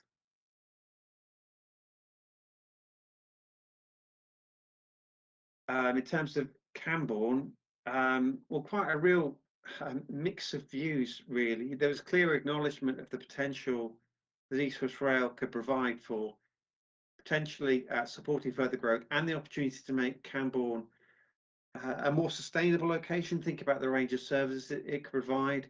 But of course, there was also concerns about perhaps the level of growth, the impact of growth on character and overdevelopment potential and so on, and impact on landscape and biodiversity. So a real range of views were expressed. Thank you, and I'll hand over now on the Southern Cluster. Thank you. Who's taking that? Jenny. Over to you, Jenny. So in the first proposals, the rural area is split into the rural southern cluster and then the rest of the rural area. So to start with the rural southern cluster, we separated that off because the first proposal seeks to support the business cluster in that area by kind of focusing this area. So in terms of the comments raised, as you might site promoters that didn't have their sites put forward for allocation are kind of seeking further allocations in this area, and there are others also that are suggesting that potentially around Melbourne you could have a similar kind of cluster because there's transport links and employment in those areas, so you could have another focus in that area. On the opposite to that, you've got parish councils and individuals highlighting the need to ensure that villages are not subject to disproportionate amount of development, and concern for loss of farmland and countryside, kind of the fear of urbanisation of the rural area, extra traffic, the lack of water resources and the poor infrastructure. So yeah, there was a mix of comments on whether our development strategy in this area was the right way to go. In terms of the specific sites within this particular area, on the Genome campus, the campaign for the protection of rural England object to the development in principle, and parish councils highlight the need for suitably priced housing to support the range of jobs. In terms of Baberham Research Campus, the Baberham Parish Council opposed the removal from the Greenbelt. There's quite a few comments from individuals expressing concern about the continued expansion of the site and its impact on the Greenbelt and the environment and the character of the area.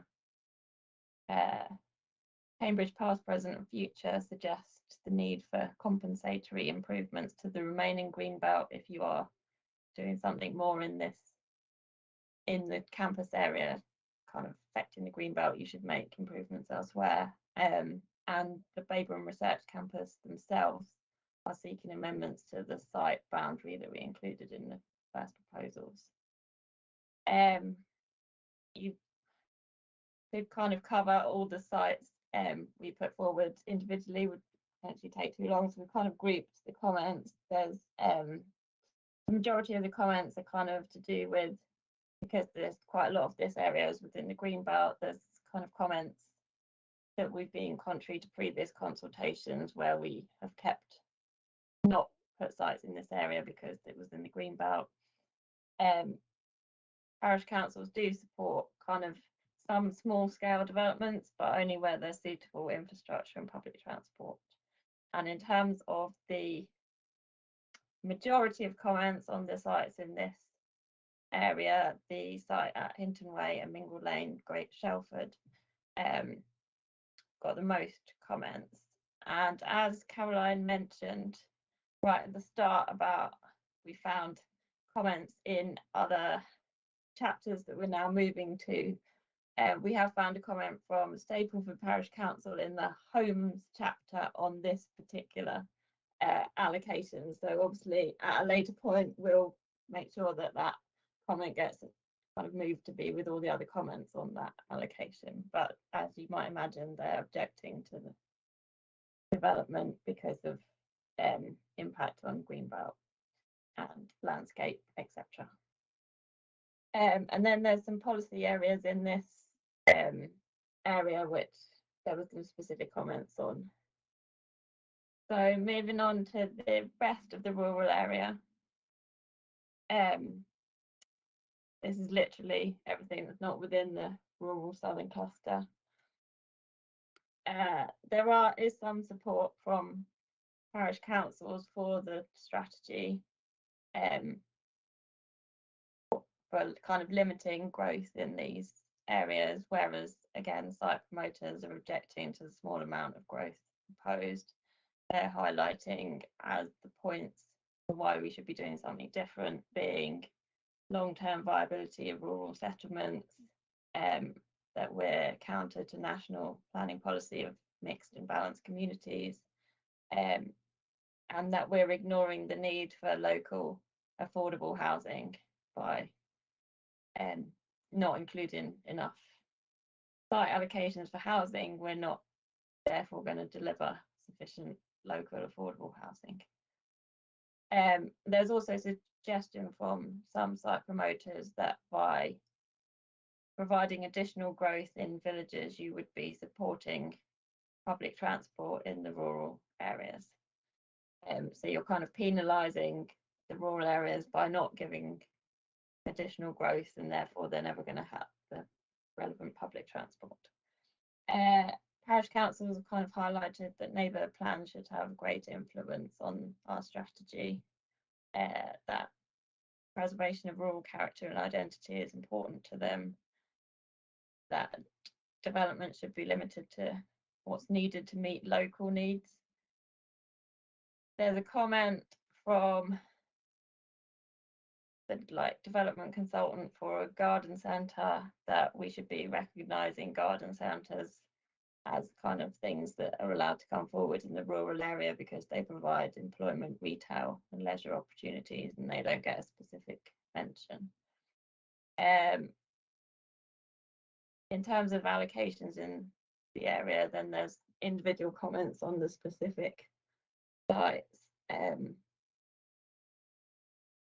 promoters of additional sites highlight the benefits of these kind of small and medium-sized allocations, as you've been touched on tonight, about kind of how they can balance kind of against putting everything in a big strategic site in terms of delivery. And then again, there's some policy areas where there's general support for the proposed areas from parish councils. I think that's a quick trip around everything in the rural area. Thank you very much, Jenny. There's a lot of information there, actually, having gone through it myself. If I can just start, there were some comments that I noticed talking about reviewing village boundaries and making village frameworks more flexible. This obviously was from developers anyway, and landowners. On the other hand, we had parish councils commenting that, yeah, it's fine as it is, and they want to preserve the character of villages. But I think this is where we have conflict, really. There's housing that's needed, in some of the rural villages because they want more young people to come in and live and all that, and yet at the same time there's the opposition to having anything. Some villages are entirely in the greenbelt, and I know one or two that have indicated that they would like something. But then if we were to assign a site in the local plan, of course, that doesn't mean that it's all going to be affordable housing, is it? It's just going to be 40%. So this is where I think we need to perhaps clarify that, what do we call them? Rural exception sites, perhaps are the ones that, maybe we need to encourage more of those to come forward. So at least those are, strictly speaking, affordable housing, which can have some market housing to make it more viable, isn't it? The other thing I noticed, which might have maybe have a point on, is where the issue of neighborhood plans. Again, I think I read that some agent said, it might restrict what could be done on certain sites or in certain villages. So they see it as a negative, taking a point of, well, NIMBYism, people will create neighborhood plans that would restrict development. On the other hand, the villagers are going, no, this is what we would like. So it was an interesting balance as I read it through, going, I can see where both sides are coming from, but this is, I think, the balance that we would need to work with. One question I have, I think it was on Bon Airfield. It was the developer that suggested that they could increase the housing delivery per annum. Is that correct? And did they provide any way of showing that they could do that? Because it was supposed to go from 150 to 190. I think they said they could do. Anyway, so one thing. Sorry. No, please carry on. We're doing further work on updating our housing delivery study, and one of the things we'll be doing is looking at the specifics of these representations in terms of whether the issues they raise mean that we shouldn't be relying on such high rates. The evidence certainly we've got so far in terms of the study itself, and also colleagues like Jenny work very hard every year on the housing trajectory, securing a really detailed level of information. So we do put a lot of work into demonstrating these sites are deliverable and can deliver the numbers, and clearly, making the most of the sites we've got and reflecting accurately their delivery is an important aspect of making sure we use those sites towards our numbers as we should be doing. And I think it's perhaps worth just adding on Bourne Airfield specifically, because of its proximity to Camborne West, we've taken a precautionary approach in terms of whether the proximity of those two sites to each other may suppress the overall amount of development that they might each deliver. So we've taken a slightly cautious approach and assumed a maximum number of dwellings across both sites, and it's gone out of my head precisely what that number is. But rather than take the maximum that you would assume from a strategic site normally, we've sort of held that. That's not to say that there's any policy preventing them going faster. And actually, if we get evidence once they're both up and delivering that they can deliver higher numbers on an ongoing basis, then that's something that Jenny would pick up in our annual housing trajectory, because we want to be realistic, but at the same time we don't want to overestimate the delivery on some of these sites if it might then come back to bite if we don't deliver on it. So once we've got evidence, then we'll be in a better position on some of those sites where there is that proximity point. Okay. I have more, but I will call on Katie Thornborough. A minute.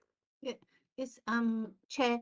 Your point about the rural exception sites and questioning how these could be supported was raised at the GCP because they do cover the economy and housing, and it was raised there about how more work could be done with planning in that respect.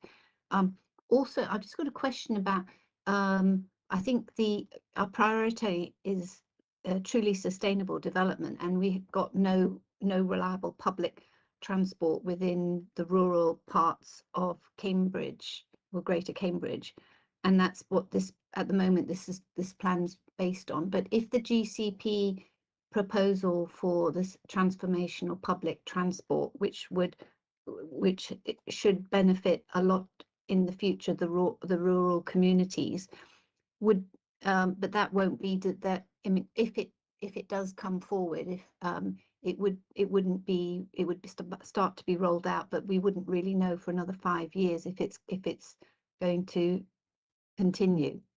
So I suppose that's too late to be taken into consideration for this plan, but it could be taken we would know the success or not for the next plan. Thanks. Thank you for that comment. Does anyone else have any further comments before I launch back into the questions that I have? Okay. East West Rail. Now, I noticed they had East West Rail Company made comments on a couple of sites. One of them being Camborne, and the other being the site at Highfields in Caldecott. With the Camborne one, just looking at the notes I made earlier, there was a comment about potential conflict between the development proposed in our first proposals and the development that might occur from the national viewpoint of their proposal. Can you make a comment? I can't remember which page it was now, but that it seemed to me to be, it's like we are being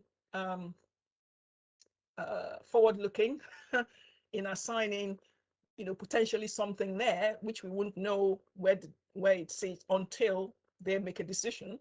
And yet they're saying that what they need to build might be in conflict with that. How do we resolve that? And the other question, the other comment they made on the site at Highfields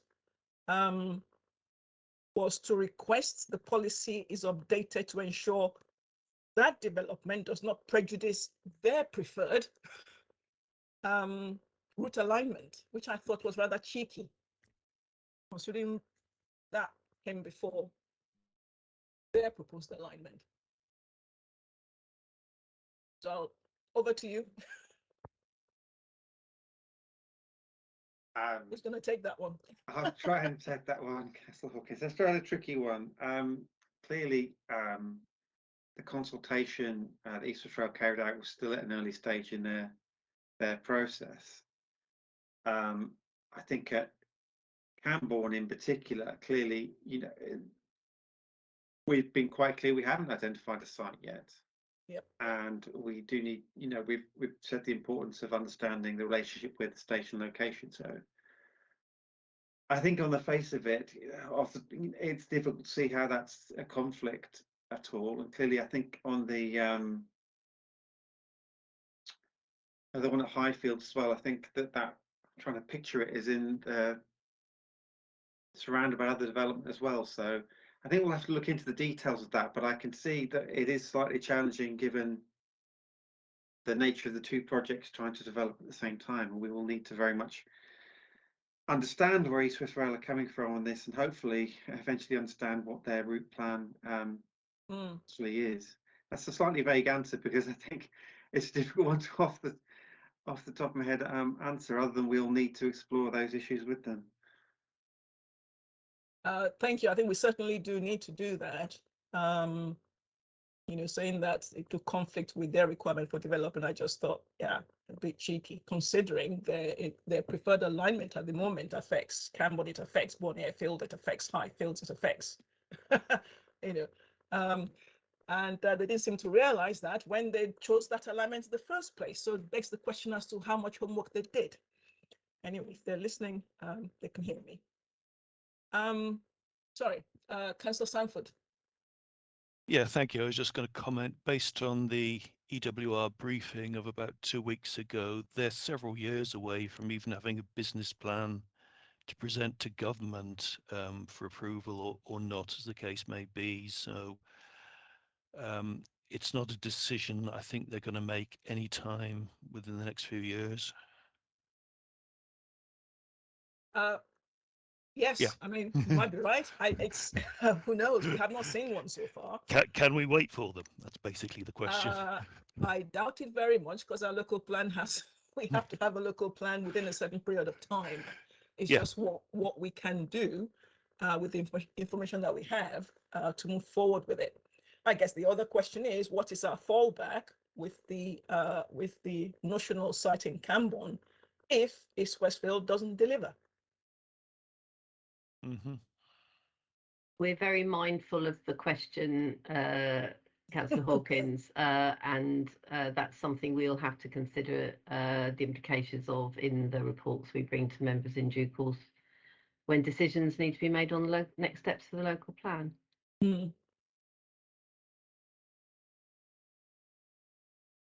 Okay. One other thing that I picked up, if I may, was a response that said 40 dwellings per hectare in villages was too high. Is that something we'll be looking at? Especially when you give that they're looking to protect the character of villages. Any thoughts on that? So there is a policy, proposed policy in the homes chapter. So you will have all the other representations on the homes chapter at the next meeting. Thank you. It's funny how you get this the crossover from one to the other. We'll make a note of that. Different people put their comments in different places, and so obviously we're finding comments about similar things in different places. Yes, of course. Okay. No, thank you very much for all that information and the comments that we've had. Does any member of the action group have any further comments? No. Okay. I think that was the last of our discussion points, wasn't it? Okay. So thank you very much to everyone, to the team for all that collation of the comments that you've worked on. Really, really, just to say thank you. It must have been quite difficult to do, time consuming, and there's still more to do. So we will do our best, of course, to make sure that we do read them. We can come back to you with comments that we might have. And it seems to me that Councillor Halings has a comment to make. Councillor Halings? Sorry, with everybody just at the end of it, I just had a query. So I don't know if I was understanding correctly, but there were some here which, as you said, we were focusing on the responses to the consultation. Correct. But we also saw new sites being presented here as well. So it's just how we're differentiating between those that weren't presented in the first proposals and therefore not in the consultation, or was I not understanding that correctly? As far as that goes, those new sites were submitted and they're being analysed through the HELA process. So none of the preferred sites has changed, right? That were in the first proposal, but we'll be looking at analysing the ones submitted to us, and then present that further down the line. Am I correct, Caroline? Yes, so we will be updating the HELA, the Housing Employment Land Availability Assessment. Yes. We will then be looking at whether there are any sites that would have met our kind of long short list of candidates to be considered when we were putting together the first proposals. There'll be sustainability appraisal of those sites, either if there's a meaningful update to the assessment or the new sites. And when we have the benefit of all of that, part of the process we will need to go through in reporting to you will be setting aside the water issue for the moment, but will be whether the first proposals that we put to you as preferred options, in the light of all the comments we've received, the extra evidence that we have done, the extra assessments that we've done, whether that remains the preferred options that we will recommend to members, or whether there are any changes that we think, in light of all those considerations, mean we should change anything. Thanks. So just one clarification would be then around this issue that was mentioned about the boundaries, which were the development frameworks, and the possibility that that might change. Would that be part of that as well, that we'd be looking at that, because there's a whole issue about sort of pros and cons around sort of strangled by greenbelt or protected by greenbelt, and I think there's two sides to that, and so it's just interesting to know whether when they come through, will that be as part of suggested boundary changes? So the principle of the approach to village frameworks is something that was explored right back in the first conversation. You know, should we take a different approach that is more flexible, or is the approach we've had so far still the right approach moving forward, so that you would only allow expansion of villages if you made an allocation and basically incorporated them into a wider village framework, apart from rural exception sites. Enjoy the rest of your evening. And once again, very well done to the planning policy team. Good evening.